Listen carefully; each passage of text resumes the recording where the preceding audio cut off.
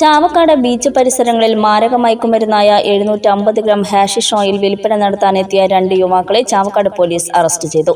ചാവക്കാട് കടപ്പുറം വട്ടേക്കാട് സ്വദേശികളായ രായമരക്കാർ വീട്ടിൽ 35 വയസ്സുള്ള മുഹസിൻ, അറക്കൽ വീട്ടിൽ 27 വയസ്സുള്ള മുദസിർ എന്നിവരെയാണ് ചാവക്കാട് പോലീസ് ഇൻസ്പെക്ടർ വിമൽ ബിവിയുടെ നേതൃത്വത്തിലുള്ള പോലീസ് സംഘം അറസ്റ്റ് ചെയ്തത്.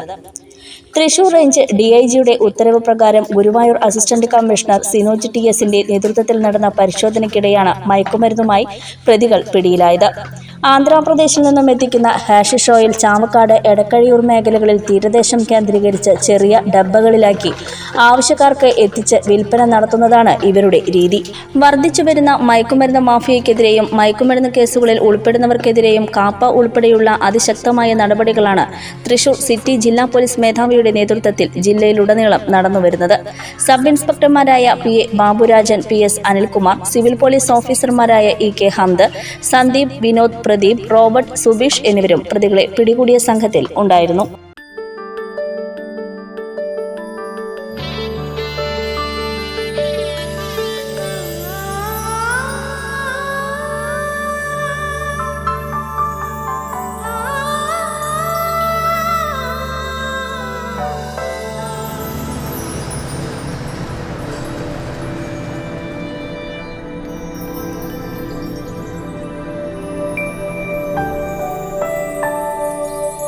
നിങ്ങളുടെ അധ്വാനത്തിന് സത്യമുണ്ട്.